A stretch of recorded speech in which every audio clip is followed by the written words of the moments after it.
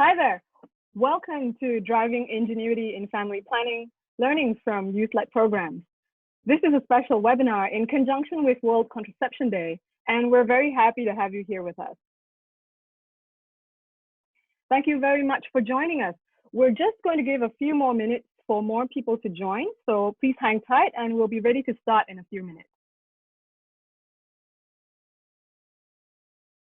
If you would like to hear the French interpretation, please select the French language option on your Zoom toolbar.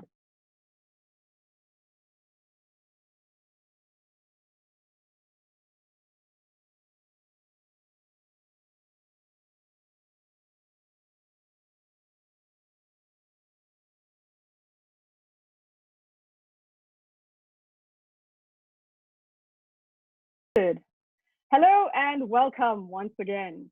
My name is June Lau. I'm a sex educator from Malaysia, and I'm one of the winners of the 2020 Ingenuity Fund. I'm currently based at Kyoto University School of Public Health in Japan, where I'm researching ways to improve digital sex ed while also working as a professional Whitney Houston impersonator.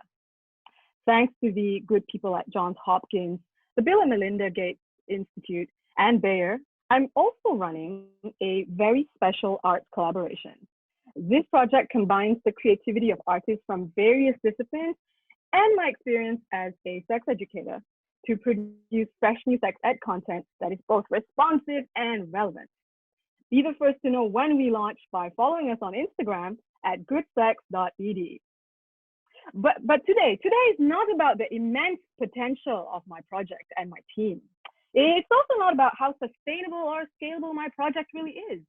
Today, as you know, is World Contraception Day, a day where the good people of the world gather to celebrate the importance of family planning and throw shade at those who disagree with us. It's also a day to honor those who fought before us, those who dedicated their lives to bringing about awareness and change. These folks work tirelessly, coming up with new solutions every day, just so that people like you and me, people around the world, can live better lives. So today, we will be hearing from 4 past winners of the Ingenuity Fund to find out how they have been championing family planning in the countries that they work in. For those of you who are not familiar, the 120 Under 40 Ingenuity Fund challenges those who have been named 120 Under 40 Global Family Planning Leaders, what a mouthful, to really think about family planning challenges, not just to accept this award and look pretty, but they have to find innovative solutions. These solutions then bring positive disruptions to their communities and enable us to find further breakthroughs in the field of family planning.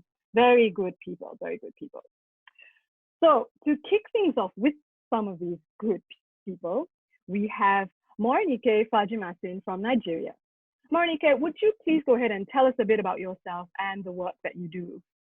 So hi, my name is Morenike Fajimasin, and I'm the founder and CEO of Whisper Mobile App. It's a health tech business that I started. I'm also a 120 Under 40 awardee and a recipient of the Ingenuity Fund grants. Thank you. Thanks, Morenike.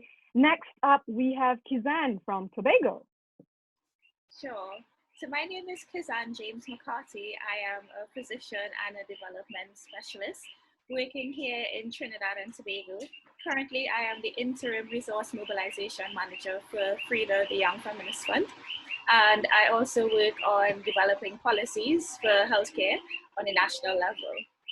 I am a 120 Under 40 Global Family Planning Champion, and I did a project in Trinidad and Tobago to improve miscarriage management along with my project partner, Alison Hathaway, who is in the picture there with me.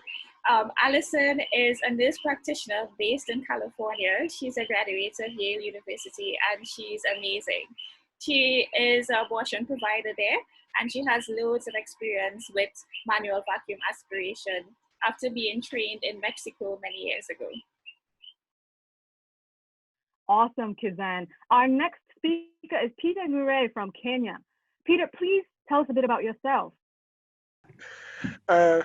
Thank you very much, June, for hosting us, and thanks very much to the 120 under 40 for organizing this. My name is Peter Ngure, a winner of the 120 under 40. I'm currently the team leader for Pathways Policy Institute, where we implement one of the Ingenuity Fund projects called ECO, I Know One Bold Health Care Provider. So thanks, and hope to have a good evening with all you. And last but not least, we have Laraib Abid from Pakistan. Laraib, please tell us a bit about yourself. Okay, hello and assalamu alaikum everyone. Thank you so much, June, for calling us in. This is Laraib Abid. I'm from Pakistan. I'm Executive Director of Mashal, and we have built Pakistan's first mobile application, Bridge the Gap for family planning. GAP is for giving access to planning. I am the leader of family planning leader by Gates Institute, and I also attended the workshop that was last year. And yes, I'm here to tell that how Ingenuity Fund has actually changed my life, how it has actually accelerated the idea that we were about to pitch. So looking forward to meet and see everyone virtually. Thank you. Okay, great, Laraib. So we've heard a little bit about them, but now we're going to get to the meat of things. Each speaker is going to tell us about their projects from inception to execution and share a little bit about what they learned along the way so that we can avoid the mistakes that they made and do better than them. So get your pencils ready, write down everything you want to ask, and we're going to start with Morinike again. So Morinike, you have the floor. Okay, so I'm very excited to be able to share what I was able to create thanks to the Ingenuity Fund grant. And it's a mobile application called Whisper. Our hashtag is Whisper to Us, and our social media handles are @Whisper Health. So I'm going to talk a little around what kind of problems we were looking at and why we proposed the solution. So in Nigeria and in a lot of African countries, really, the challenge still remains that there's cultural, religious biases when it comes to seeking sexual health solutions, whether it's information or products. There's a lot of shame that young people face, and there's a shortage of confidential ways to seek out sexual and reproductive health information, products, and services. So particularly with contraceptives, but then even broader when it comes to sexual health. So I looked at my country. Nigeria's got a very large youth bulge. We have 40% of our 200 million population under the age of 30. It's crazy. At the same time, we have some advantages I've been able to leverage with this solution, which is we have millions of mobile phone users, smartphone users, a very active internet community. And I looked at the other problems, especially those revolving around contraception, which is we have 3.4 million unintended pregnancies and 2.7 million abortions. I always look at abortions and unintended pregnancies as being two sides of the same coin, because the more the unintended pregnancy rates go up, the more the abortion rates go up. It's like a default. And so I came up with this wonderful solution called Whisper. And as I say, it's Whisper.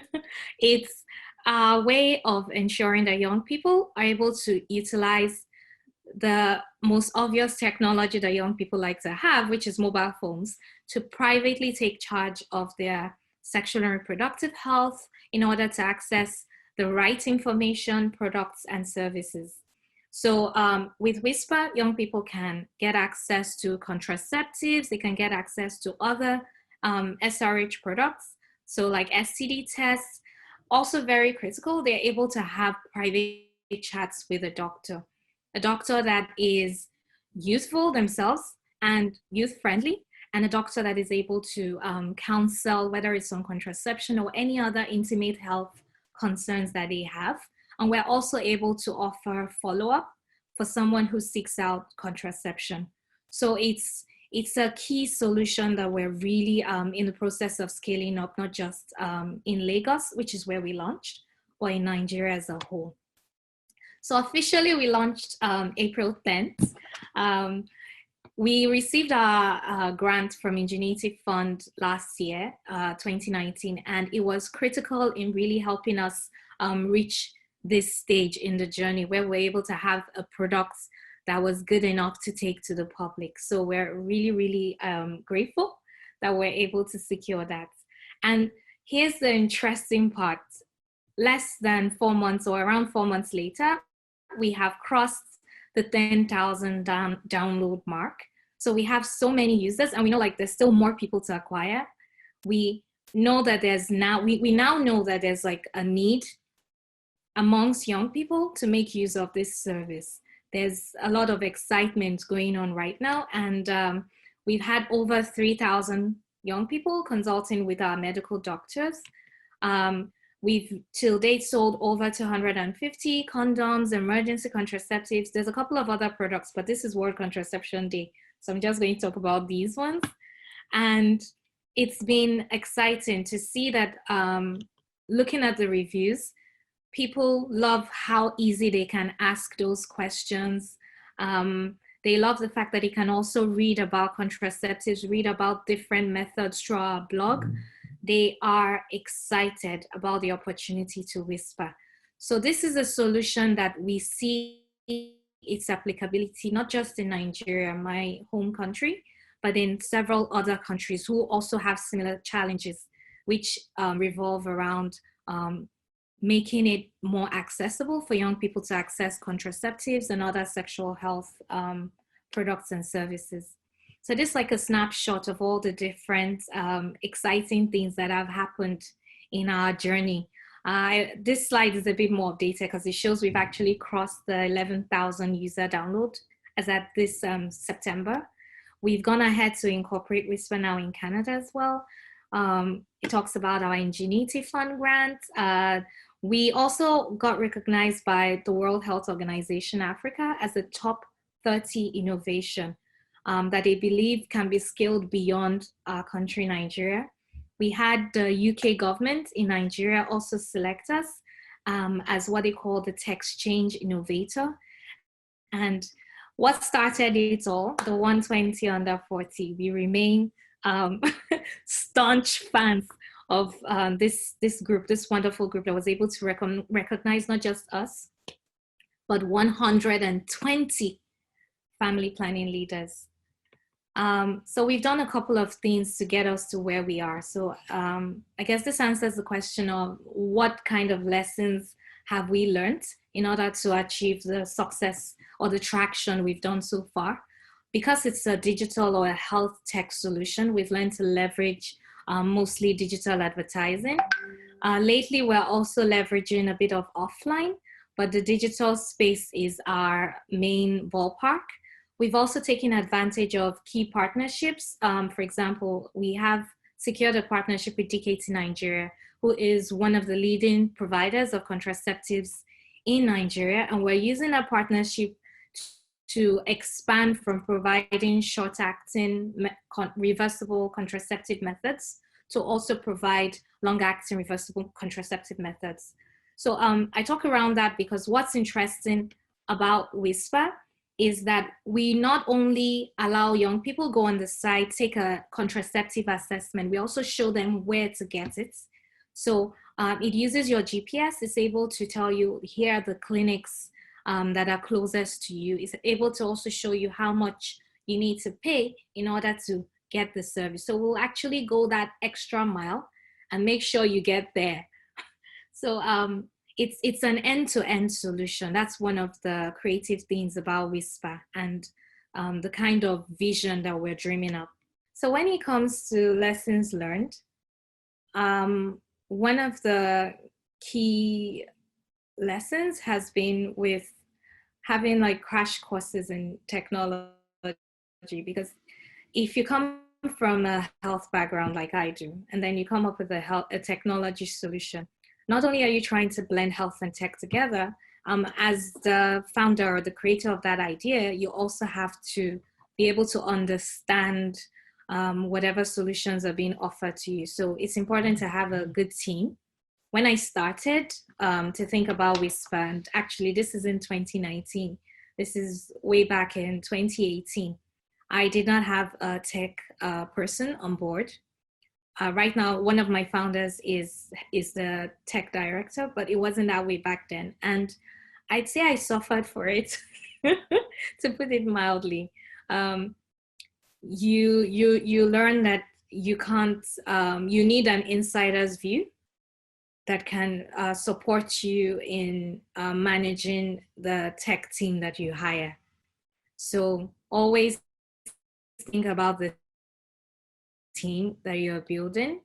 At the same time, I would say it shouldn't deter you, because sometimes you find the right people along the way, not necessarily at the very beginning. Sometimes you're waiting for everything to kind of line up and you're too scared to start.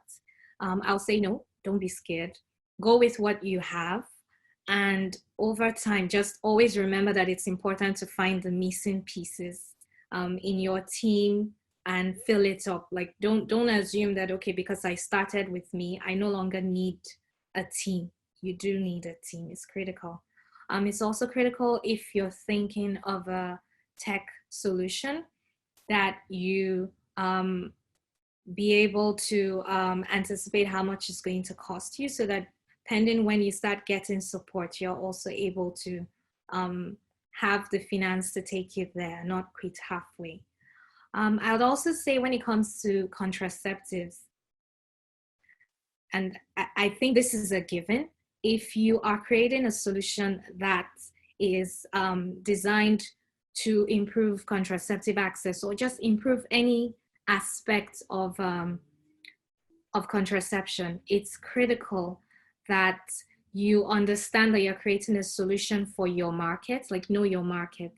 Have a custom-made solution. Don't just like copy and paste something that you think works in the US and reproduce it like line for line. Like, show that you understand the market you're planning to reveal that solution to.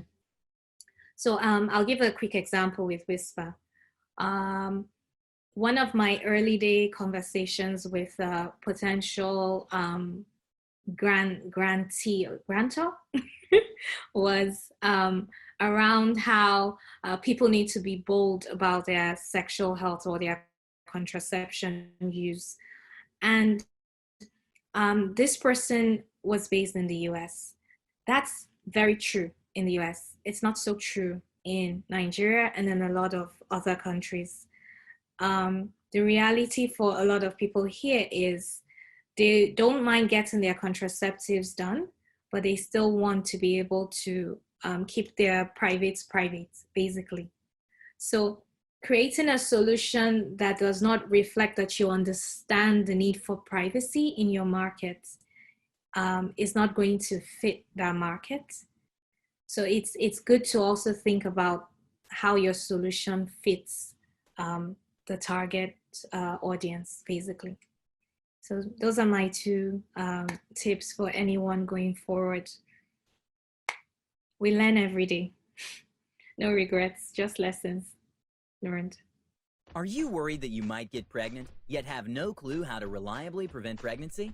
Are you worried you might have a sexually transmitted infection? Would you like a doctor to listen to all your sexual health concerns? Well, worry no more, because now you only need to Whisper. Whisper is the first mobile app to offer a comprehensive range of sexual health information, products, and services. With Whisper mobile app, you can get various sexual health products, including contraceptives, to help you prevent unplanned pregnancies. Our innovative technology helps select the right contraceptive for you, and Whisper will also show you where to get it. Whisper also allows you to seek answers from our panel of Whisper doctors, and for a limited time, new users can ask 10 questions absolutely free. Truly, Whisper can take care of all your sexual health needs, so what are you waiting for? Download Whisper mobile app now from the Play Store or iOS Store, or visit www.whisperhealth.com. Thanks, Morenike. And next up, we're going to hear from Kizan again. Kizan, please go ahead. I'd like to share a bit about the project that we did here in Trinidad and Tobago, which was supported by the Bill and Melinda Gates Institute and their pharmaceuticals, who provided funding through the Ingenuity grant. And I'm going to talk a bit about the problem and why we wanted to address this as an issue. So miscarriages are actually quite common. 15 to 20% of recognized pregnancies end in miscarriages. And it can be such an emotional and difficult experience for women.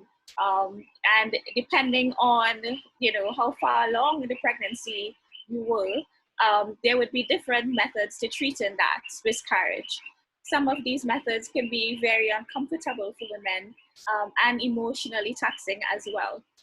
Sometimes, if it's early in the pregnancy, the body expels the contents of the womb on its own, and that's called expectant management. But sometimes medical intervention is needed, and that could be in the form of medication that would help open the cervical os, which is like the doorway to the womb. Or unfortunately, in some cases, surgical management might be needed. And it's in that focus of cases that require surgical management that we wanted to provide some assistance. So currently, in a lot of developing countries, the procedure of choice is dilation and curettage. So this uses a sharp curette that you could see in the picture here. So this is the womb, and this is a sharp curette, and this you might recognize as a speculum, which is used to open up the walls of the vagina so that the doctor can insert the sharp curette into the womb. And so this is, when you get a pap smear, this is also used, this speculum, to open up the womb. And in dilation and curettage, the sharp curette is used to scrape the contents of the womb. And so you can imagine if you have a metal instrument scraping the walls of your womb, you can have risk of perforation. The curette could perforate the womb and enter the abdomen. You could have bleeding. You could have something called Asherman syndrome, which is where there's adhesion forming after the scraping of the womb, and that causes infertility and many other complications. Now, there are some cases where dilation and curettage is a procedure of choice, and that is if the patient is unstable and has heavy bleeding and you just need to remove the contents of the womb quickly. But the procedure of choice is manual vacuum aspiration, and you can see the difference with this picture here. This is a manual vacuum aspirator.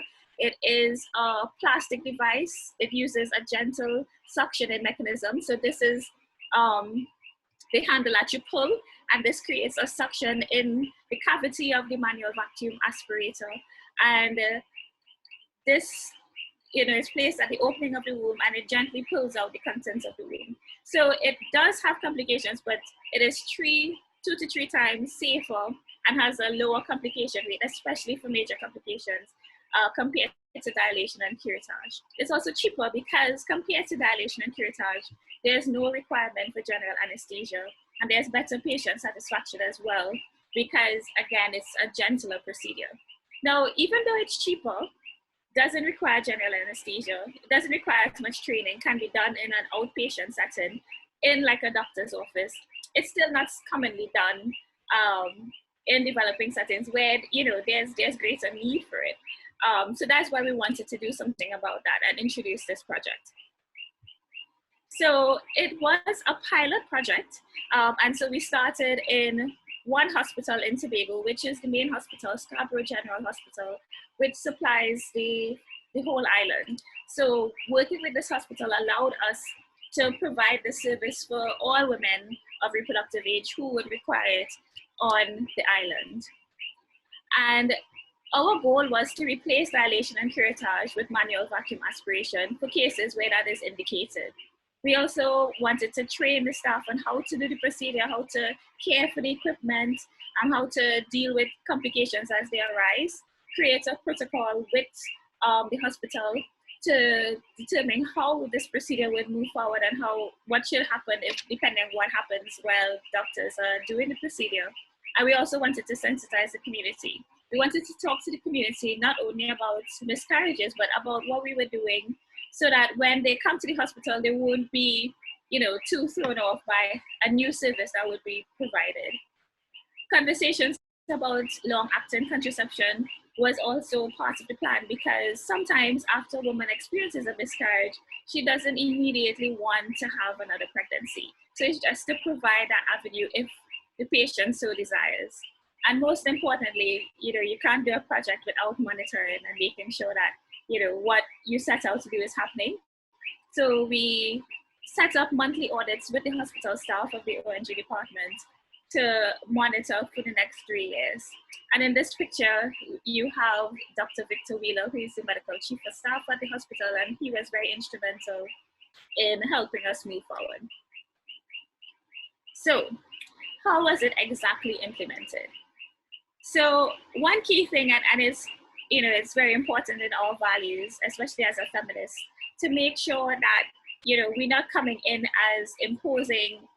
impose our belief systems and what we think is best for a community. Granted, I am from Trinidad and Tobago, and I've worked in clinical medicine here, so I do have that close relationship here as well.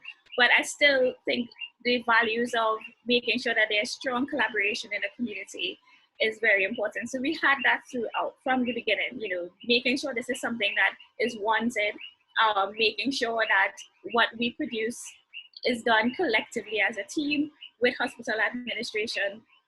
And as we go along, learning as much as possible from them about what their concerns are, what they would need, what gaps we could fill, not only in regards to this project, but just generally.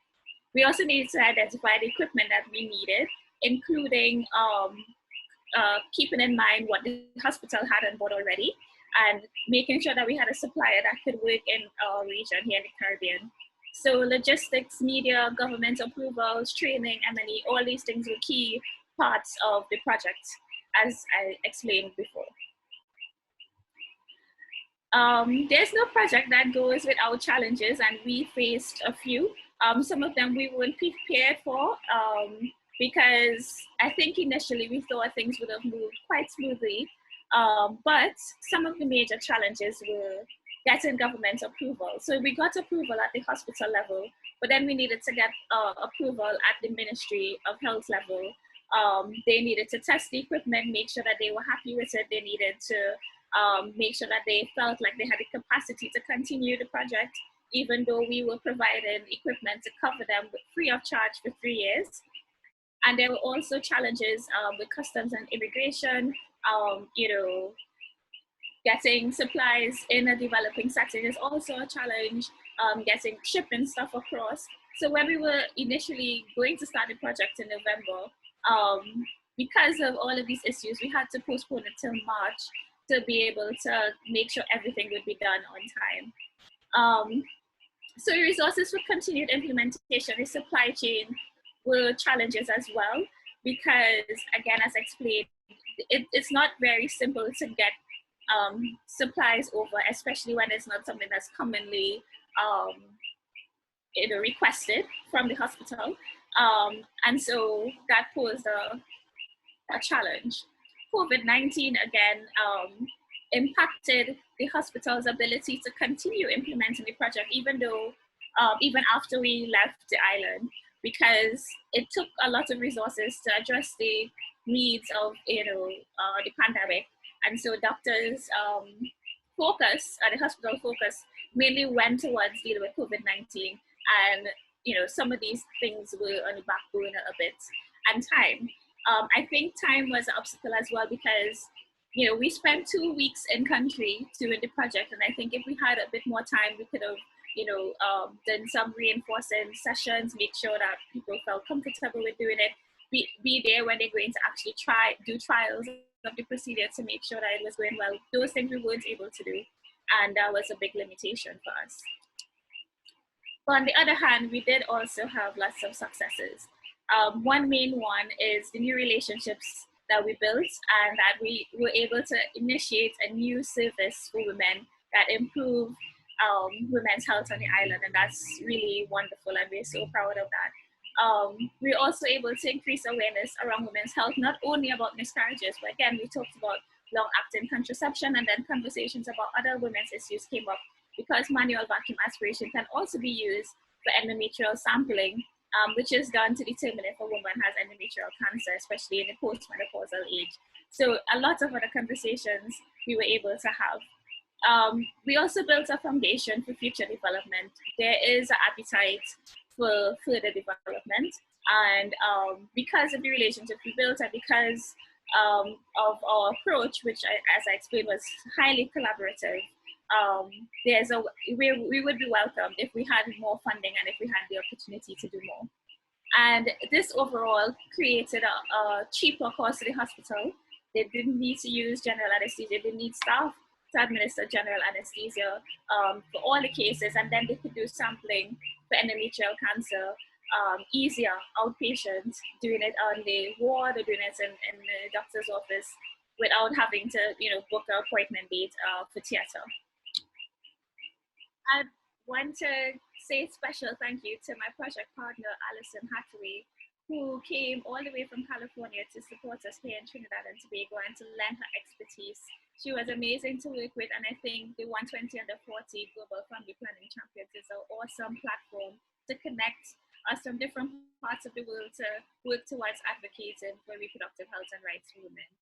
I'd also like to thank the Bill and Melinda Gates Institute for their financial support, hospital administration staff, Dr. Victor Wheeler, who is the medical chief of staff, who advocated for our project, and also the government of Trinidad and Tobago for welcoming us here in their hospitals.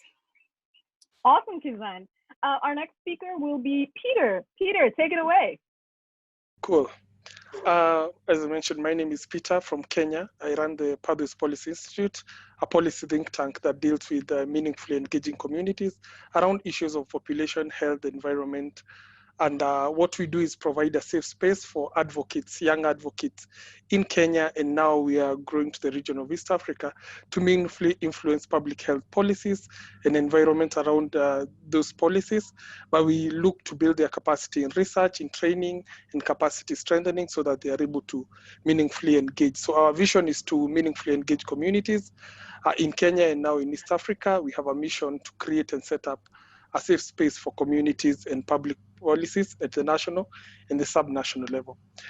In the year 2017, we started thinking through the idea of why are young people not engaging so much in the family planning within their facilities, and what are the challenges that or obstacles that young people face as they're trying to access services. And research has shown that one of the major obstacles to young people, both married and unmarried, has been provider bias. We have had a challenge where the providers themselves are local relatives, their neighbors, their friends of our parents. And so young people are not able to go for services to these people because of the bias that how can a young person be actively engaged in sex, even if they are seeking information. So sometimes they don't go for that information. And governments have tried to address provider bias in different policies and in different ways. We have seen them try to build in training programs for youth-friendly services, try to create centers for youth-friendly services, what we call value clarification exercises. They have done whole site orientation. But then to government, these are very expensive processes that they engage in, and they consume a lot of time that they would have used to give their providers, for the providers to give services to others. So a lot of this are abandoned immediately they are started. So for us, we looked through all this as Pathways Policy Institute and decided what else can we do that is not being done, and it's being done in other industry. And this was the interesting thing, because for us, we were looking at the other industries celebrate their providers, be it in music, be it in arts, be it in education. But in healthcare, there is no celebration of healthcare providers and the good work that they are doing, especially those who are overcoming biases and providing services to young people.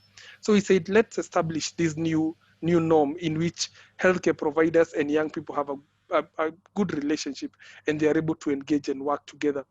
So after realizing the challenge of that last mile of FP provision, and as I've mentioned, where adolescent and young people lack services, we decided to create adolescent and youth ambassadors through what we call the ECO project. The ECO is a Swahili version of the word I know one. So we tell the young people, keep saying, I know one service provider who is out there, who provides services without bias, who rides a bike, who comes over to our place to give services, and who can call us even at night. So we created a new disruptive approach where FP services are offered at the comfort of the adolescent and of the young person. The ECO project is aimed basically at reducing unmet need for family planning and adolescent. And what we do is recognize and award those healthcare providers that are bold enough to offer these services outside the normal working hours or the normal working spaces. The project is implemented in 2 areas, that is 2 counties in Kenya, that is West Pokot and Laikipia. Both of them are a bit pastoralist counties, and so the young people have to move quite a distance to access services, but they are also a very traditional and very cultural communities. And so we try to bring this kind of conversation out there. And our aim was to give the bold health workers a platform to speak out so that they can also talk to their fellow colleagues and tell them, this is working. Young people can access services. We are doing it. Because one of the other challenge we found was that health workers do not have peer support when they want to do this. So we're also creating a platform where the peers can speak to each other and can support each other through monthly meetings. And we're also offering them an opportunity to challenge the mindset within the community that young people are the ones who are a challenge. So how did we go about this? That's just one of the posters where this is how young people vote for the nominees. This was one of the nominees who we voted for in the month of August when we were doing the celebration for International Youth Week. And you can see we just develop a poster and then we put it on our Facebook pages with a short write-up of how the health work has been impacting young people's lives. And we have a team of 10 adolescents, 10 youth and adolescents who we have identified who we use them as champions. So what they did during ICPD last year in Nairobi, they developed a criteria. That criteria is what we gave to the county governments for them to identify the health workers, because we have a partnership between ourselves and the county government such that we develop a criteria, we give them, using the criteria, they identify health workers, and then they give us a list of health workers. And then from the list, then we put an online poll, similar to what we had with the 120 under 40 competition. And so young people are out there and they vote for the health worker who is top for them. And our aim is to award 7. We have only awarded 4 up to now. And we are going forward to award the others during the World Contraceptive Day. And we are looking forward to a lot of support from other partners as we move forward. So this is just a portrayal of one of the people as we were giving. This is the RH coordinator for one of the counties who we gave the mug when he won. You can see the winner of the RH coordinator for one of the sub-counties who won the most recent, this is about $100. And they're really excited about it. Sorry. Move back. So, but most importantly, what we give them is a certificate. And this certificate is ideally for them to put in their offices, to put at home. It's just a way of motivating them and exciting them. And actually, from the conversation we have had with them, they are more excited about having the certificates more than even having the cash that we have been giving them. And the mugs are also very interesting, because when they place the mugs on their desks and people ask, so why do you have this mug? And they're like, I am a winner. I was awarded because I'm a bold health worker in my county. I was recognized, and this gives them a lot of happiness and the urge to want to serve young people so much. So as I conclude, what we have, of course, had successes as well as challenges. So far for our successes, we have awarded 4 health workers. The competition brought about 60 health workers who agreed to engage in the competition. 4 of them were voted on by the 300 young people who are online on that week. And so we have now started getting buying in from the county government and from CSO. So what we are doing this year is to ensure that the 2 counties have within their annual work plans the issue of awards. We are telling them, don't put an amount, just put it as one of the activities you will do. We will help you to resource fund for that activity. And through that, within 2 or 3 years, we are hoping that even them, they can now start investing their resources. So we have had those successes. Our challenge has mainly been health workers are not too keen to compete with each other, I think, because of the fear of the system and the way the system has been. So the buying in is a bit slow, but also getting support from other civil society to just do awards has been slow. But in West Pokot, I'm glad to say we had Declare's Youth Organization, which worked with us. And so we are hoping to get more partners. Also, we need to identify a moment when the awards can happen, like the World Contraception Day, the International Youth Day. These are just some of the spaces and opportunities that we are we are working on and trying to see how we can have success with the project. So basically, that's the background of our project. Thanks so much, June. Over to you.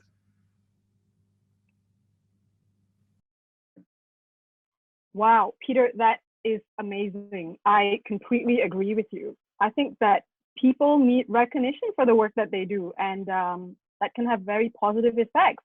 Some of the examples I can think of include being invited as a speaker instead of a host.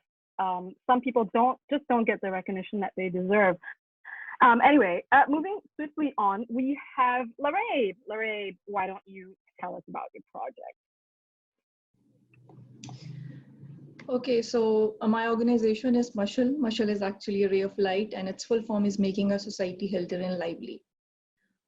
So, when I had this idea in my mind, it was because of a friend who actually approached me and told me that how the services regarding family planning are not available online. They are not accessible because they don't know if it's authentic, which is showing up online, how they would know about the telehealth services, and how would they know what is authentic, what is not, what is Islamic, what is moral. So there were a lot of confusions regarding it. I researched and realized that Pakistan is the fifth most populous country in the world with a prominent youth slot. And when I researched, it was sixth most populous. And now, according to the recent report, it is the fifth most populous country. And despite the availability of SRHR services, people do not approach them because number one, they have myths, and number two, they have no awareness regarding it. Then I realized that 52% have access to internet and 16% of the users even buy paid applications. And I know that like cell phone is one of the most used gadget across the country. Even people who are from the lower middle class, upper middle class, everybody is using it. So I thought, why not to create something that is accessible to everyone and everyone can easily reach that. But what should be innovative? Why they should not Google, and why they should look at this? This was the main thing. So we came up with this idea that this application does not only have contraceptive methods for both men and women, because in Pakistan, people usually do not talk about the men contraceptives. It also had the geotags of all the clinics which are available nearby for free of cost. It had all the health services which are available in the country free of cost. Then we made it user-friendly. We had the province categorization. It was bilingual. It had audio version for the people who can, not see. They can, just listen to it. Or maybe for the people who are fond of audiobooks. Last but not the least, which was possible with, of course, the Ingenuity support, we had to come to this component after, making all the application, and it was the home delivery component. Now, what we have done is to make it sustainable. We have added all the over-the-counter products like sanitary napkins, condoms, pregnancy strips to be bought online through this application. Why would somebody want to keep that application? It's because they want to use it regularly, but for the awareness, you just read it and you delete it. So we added the home delivery component, and we want to add youth ambassadors across the country. So everybody can sell those products online. This will not only give them the opportunity to earn during this especially COVID era, but also would, there's a lot of shyness, a lot of stigmas and stereotypes when people go to the shops. So they are very comfortable in buying these products online. It will not, allow us to have more installs of the application. It will give us commission. It will, engage the people, and we will have youth ambassadors. And maybe to talk about the stigma would be a bit easier. To the sneak peek, this is how it looks like in Urdu. This is how it looks on the desktop version, and this is how it looks on the tab. We made all the versions. We actually focused on good health and well-being, targeting 3.7, which is universal access to sexual and reproductive health care, family planning, and education, and indirectly focusing gender equality and partnership for the goals. For the pilot phase, when we started back in 2018, it was just a simple idea, but how it actually engaged young people and how they started asking us in private how they can download the application was just overwhelming. Then the government inclusion, when they said that government should have this app, was something that we realized that we actually have to expand this application. We started with Android app, and then we went towards adding the clinics, pre-testing the apps, adding iOS, making it centralized, and now we are adding the youth ambassadors, where our prototype, our main applications are totally ready. We would be adding more clinics. We would be adding more products for the people to download it, because if this application is not being downloaded, the purpose is lost. So If I talk about why people would want to download it, knowing that the marriage age in Pakistan is 21 to 13, also that figure, which, young people are engaged and the mobile phones is also the same. So it was easy to reach them. During pandemic, people wanted to order these things online, and there was a huge boost during COVID when people ordered everything online. Only competitors we have online are the pharmacies or the e-stores, but there's no such application which caters these things. So why BTG is innovative and the most unique in Pakistan is because of three components. You can use self-imagine how many applications do you know which has information, which has services, and which has products. Just take any example. Even if you talk about AliExpress, it is just for the right? There's no awareness. So you can think about a lot of applications, but they are very rare, which has all these three components. And we are very happy that we added the product section, and we are very excited to make it sustainable. So our work so far, we have engaged with Punjab, so many districts across the Pakistan. We have reached almost 3 lakh plus beneficiaries. We have represented this in government entities and international platforms and platforms which are available in Pakistan, but are led by UNFPA, UNDP, and we are very excited to take it way forward. We have spent most of our budget on the making of this application and not in the marketing. Now we are focusing to attract users so that maximum people can download it. And then we want to take the psychologists and doctors on board as well. Those people who even want to, take some pay, some charges can also, join this application. And with that commission, we can sustain the model. So the best part about this application is once it's made perfect, there was no such big budget which is needed in future except for the marketing. We'll keep on marketing, we'll keep on disseminating, we can do a lot of theater programs and other things, but the prototype doesn't need any money.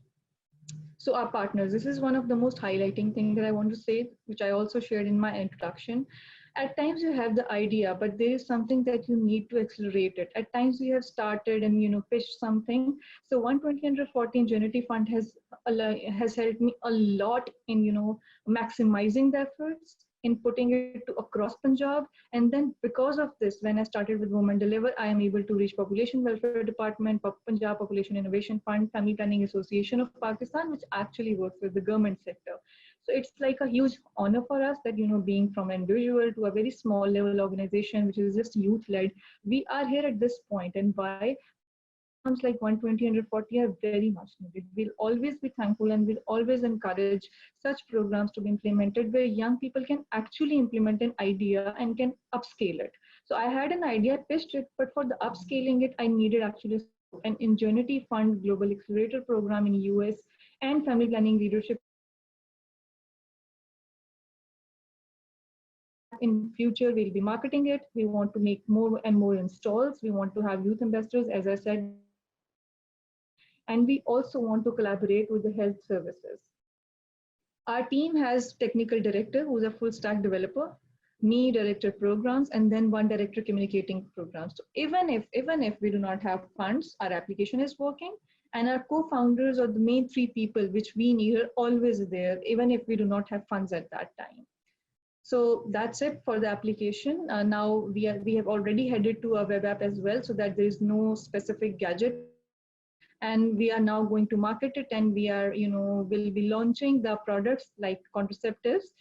We really wanted to launch on 24th September on this, but there were some development things that are still going on. However, we do have posted that we have launched this thing today, that from now onwards, people can buy these things online. I think that day was perfect because today is World Contraception Day, and we are, creating something, a platform where people can buy contraceptive products.